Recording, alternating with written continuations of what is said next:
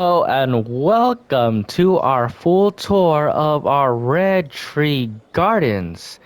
This is our final series of our Let's Build, and this is going to be the full tour of our Red Tree Gardens.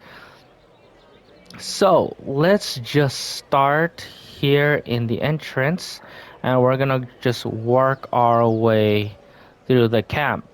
So this is a campsite. This is mainly based on the Jurassic Park Camp Cretaceous, and then it manifests into its own thing, becoming more of a garden than a camp, but we're still gonna keep the theme of the camp. So here, this is where all the beginner rookies started in their first year in the camp.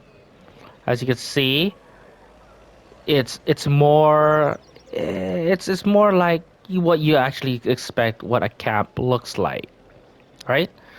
But once they start passing the missions and completing them, and then in their second year, they'll move up. Oh, and I forgot to mention this is Camp Triassic, so they have names too. So each ranking has names of the camp. So here's our campers. So this is our more upgraded camper. As you can see, the hard hat, she has a badge. She's in the Camp Cretaceous. And then you see this gentleman over here, just wearing a shirt, a jeans. This is our beginner campers from Camp Triassic. Just to differentiate the campers here in our retreat gardens. So as we move up from Triassic, then they'll graduate more so here to Camp Jurassic. And if I could see a fellow camper that has a special uniform, and we spot this gentleman over here. Yes, has a collar, khakis, short khakis. Save the dinos, that's our slogan here in our park. But he is our Camp Jurassic here. And this is our little park. This is their hotels. I kind of didn't do a let's build of our Camp Jurassic. So here's the full bird's eye view of the camp.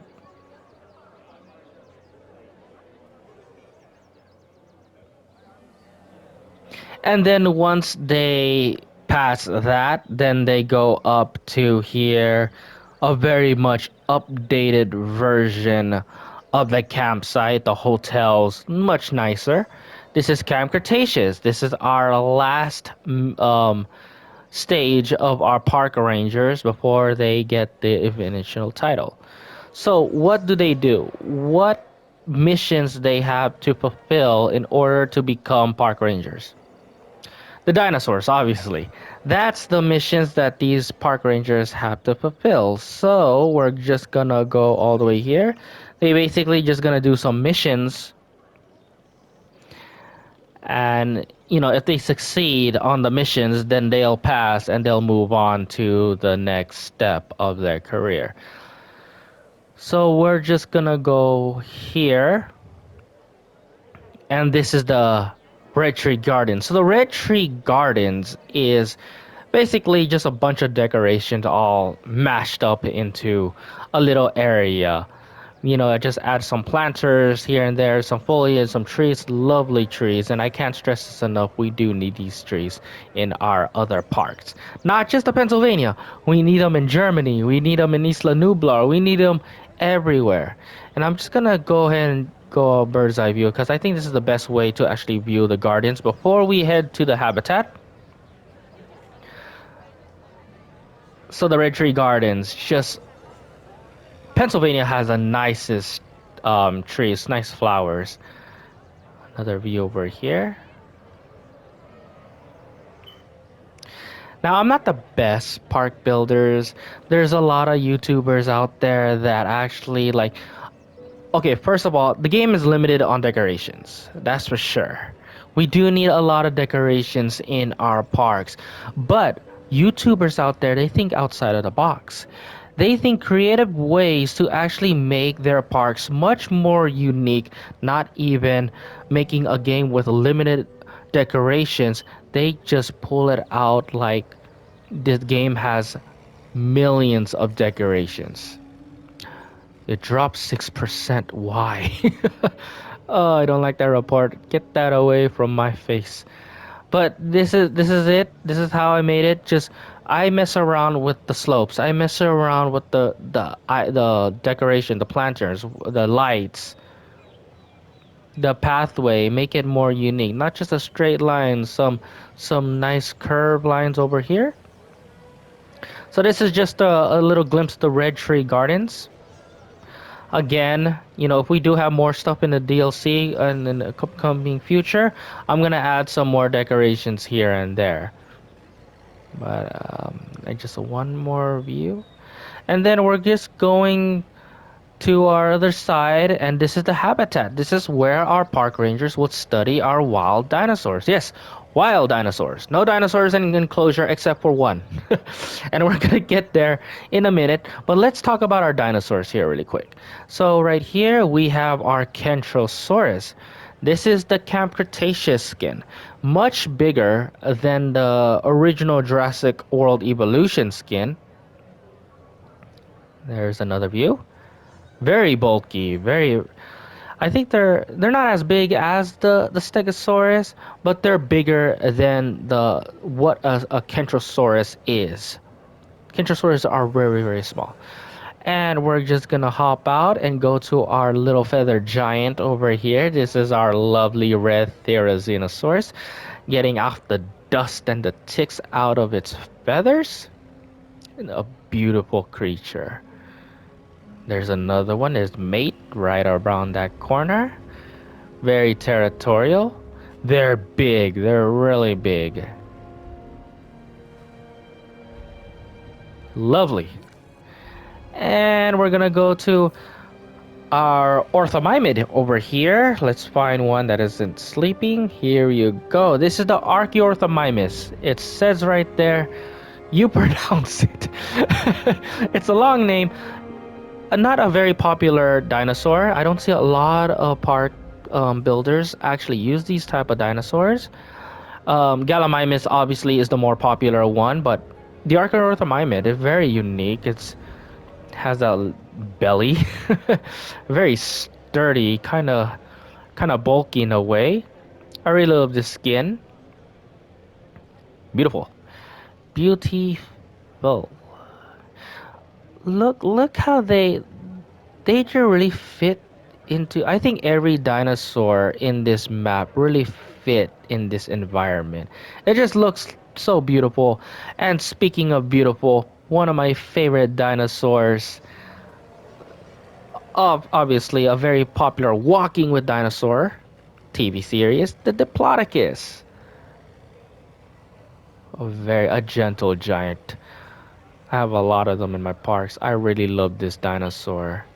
I want another one that is not in the trees. Let's have one in the open, please. Okay, that one's sleeping. Okay, they're all... Okay, here you go. Look at that majestic creature. It's really based... I love it how it's based on the Walking with Dinosaur model. I love it. I really do love this dinosaur. But we'll have to keep going to the store. This is their huge habitat. I kind of based it on a river. Got it on a Google image.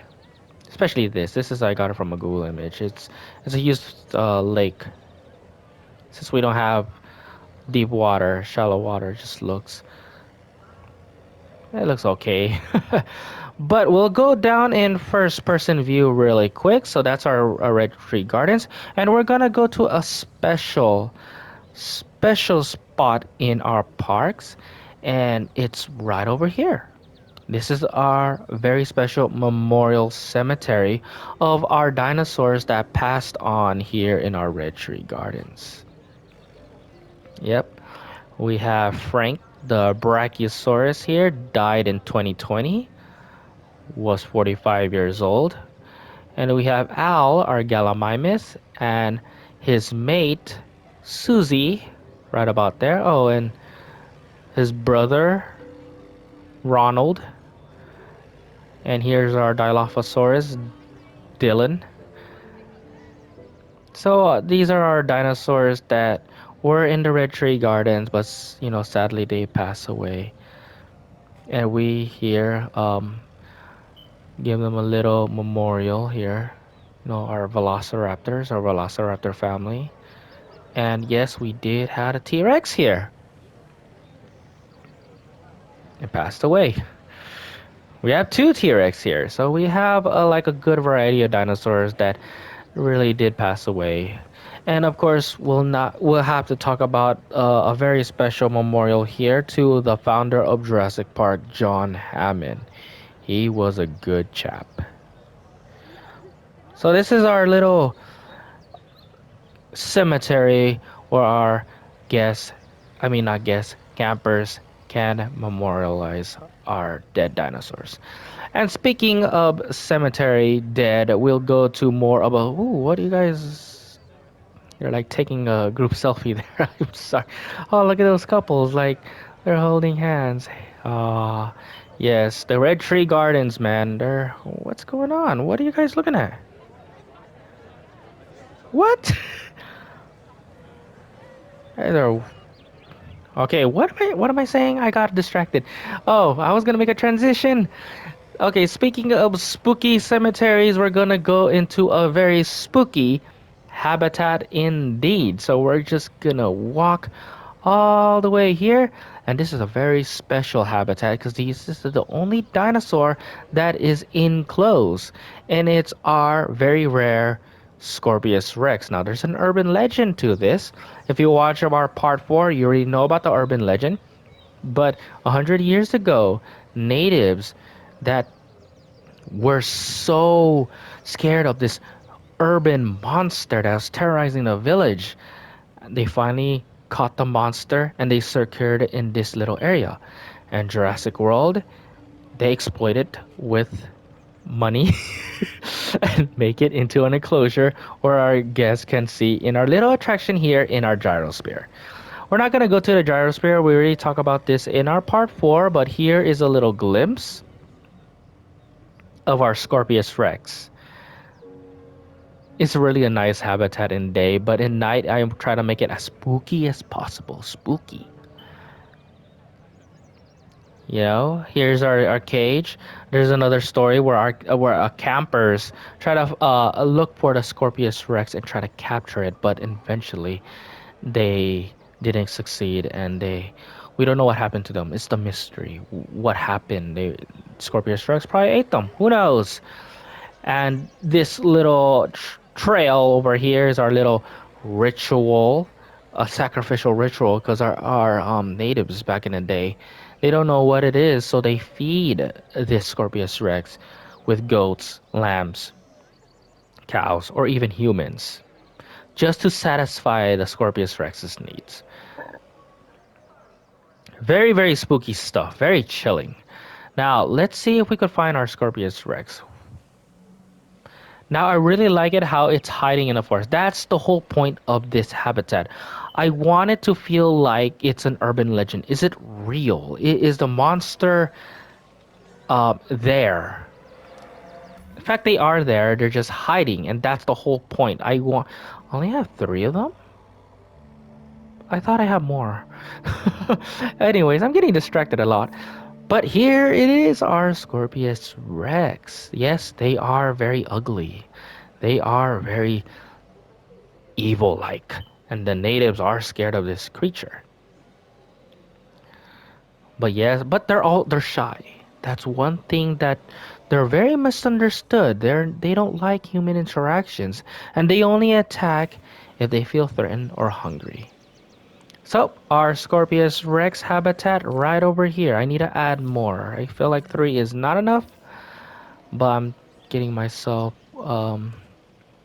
distracted here. So, we're just going to keep going. We're going to keep moving into our second nature habitat and our Red Tree Gardens. Here we have 4 dinosaurs, and they all have consents of herbivores and carnivores. Again, I just wanted to feel like more like the wild and like enclosure. That will be a theme in all of my parks. By the way, I don't like them being in small little cages. I like to feel like they're living in a huge environment like this with multiple dinosaurs. So that's basically how I built my parks. Anyways, Carnotaurus. There's our little puppy. Big jaws. This is based on the taro skin of Camp Cretaceous. Okay, we're gonna keep moving because I already mentioned all of this in my Let's Build, so I don't want to go over it again. Oranosaurus, lovely stuff. Monolophosaurus, another carnivore. Panicking. It's panicking because a bigger carnivore is right over there.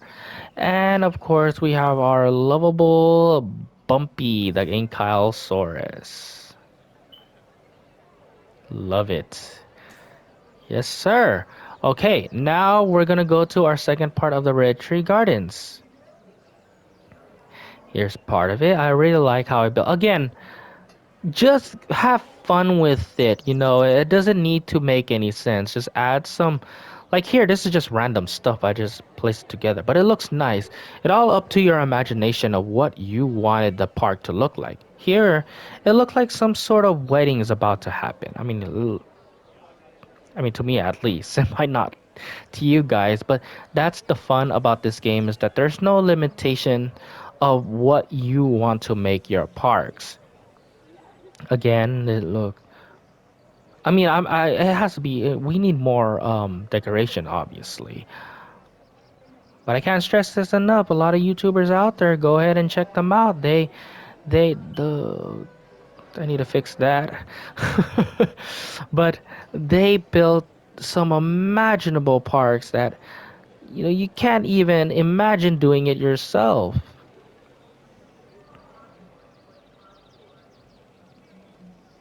Little hilly. It's okay. It's just a little hilly. And try to go with the bird's eye view. I think a bird's eye view is much better to look at. And this is what I meant about the structures. Here's our second Spinosaurus. Would it be nice to have more skeleton structures like this? Like a T-Rex or a Triceratops, Yeah, fountain. And another resting area over here. See, no matter how you build your park, at the end of the day, it's going to look nice. And that's the what matters the most is that your park's gonna look nice because decorating and creating is just it's very fun. So we're going to go to night really really quick because I'm gonna show you a very special dinosaur. Yeah, one dinosaur here. Well, not one dinosaur, one species of dinosaur in here that has a special ability, and it only happens at night. So let's go to first person view. Let's just walk over to this walk path.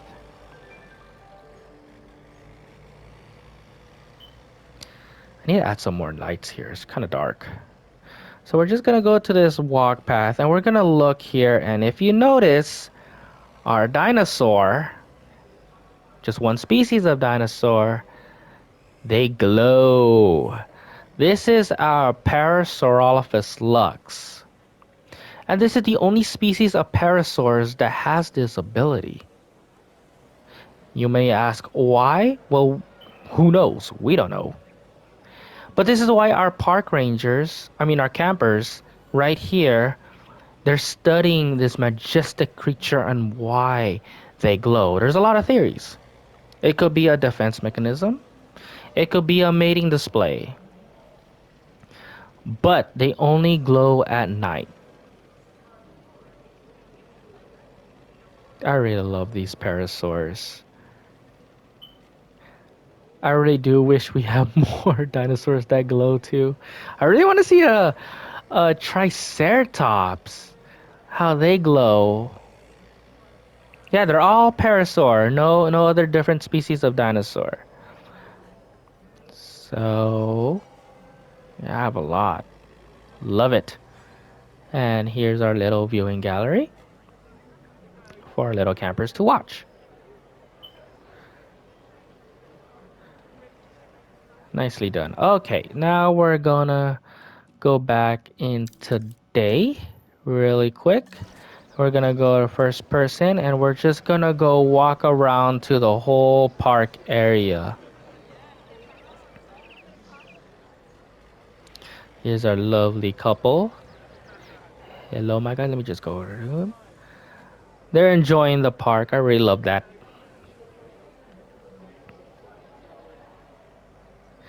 Save the dinos. It's our one of our best-selling shirts out there. 29.99 plus shipping and handling. You could have them in pink, blue, green, yellow. Color is that orange. You could have them with Triceratops. Oh, it's shaped as a heart. You know what? I really want this shirt. I hope there's a shirt like this. Okay, I'm getting way distracted here. No, we're not gonna go that way. We're just gonna go up over here.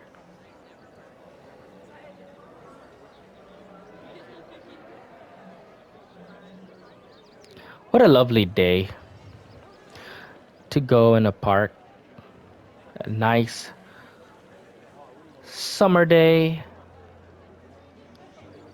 Oh, fountain. Here we're heading up to Camp Jurassic. It does look like a campus.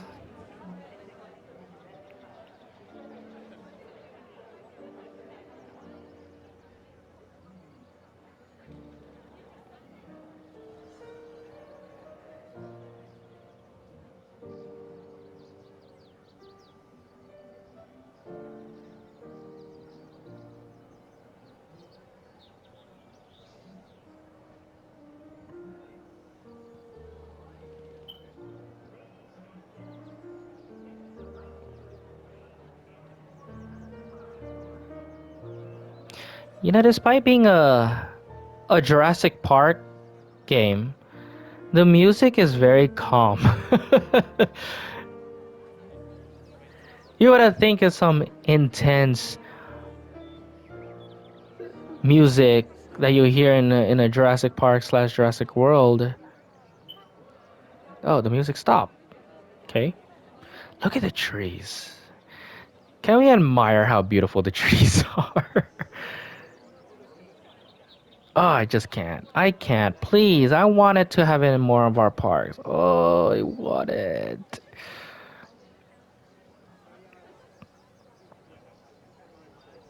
Oh, the trees are so beautiful. I just can't.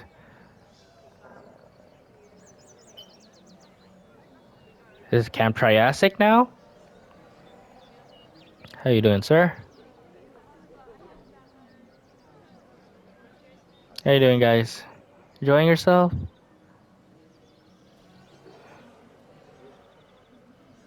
Oh, they're holding hands till I came in and break them up.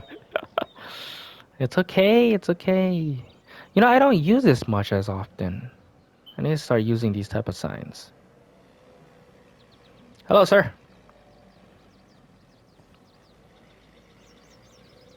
This is their little hangout area, innovation center. This is where they play their games, chilling out. Camp Cretaceous has like everything. You know, when you start at a Camp Triassic, it's very like, what's the word I'm looking for? I don't want to sound rude. Camp like. Well, Camp Cretaceous in a way, it's more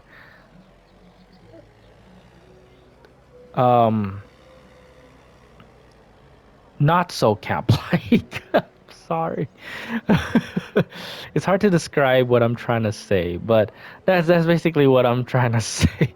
Is Camp Cretaceous doesn't feel like a camp.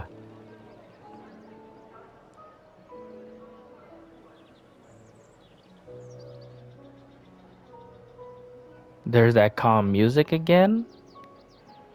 Another seating area. Feels like a university. I feel like that's a good description of what Camp Cretaceous. Camp Cretaceous feels like a university, while Camp Triassic feels like an elementary school. Oh, there's a little secret area here. Let's try to go in. I didn't realize I built this. Look at that. This is a little sitting area. The view is not as good. But just sitting here and just watch the trees. Actually, the view would be wonderful. Look at this. Of course, you have a sign right here says don't fall because if you fall, well, we warned you. Don't fall. Don't fall, guys. Right here is a good view. You could see some sort of dinosaurs right over here. This is their camp. Okay, so ooh, yes, sir. Okay, so the campsite. Now, if you notice, all the way in Camp Triassic, yeah, it's pretty, normal camp-based thing. Then once you move up to Camp Jurassic, it's more suitable. It's more upgraded. It has more room. It feels like a hut, but there's some seating areas here, you know. And then once you move up to Camp Cretaceous, it's more like a hotel. You have a pool here. So the more you do the missions, the more you become a good camper. Then you start to have more of the accommodations, more of the good stuff, more of the good life.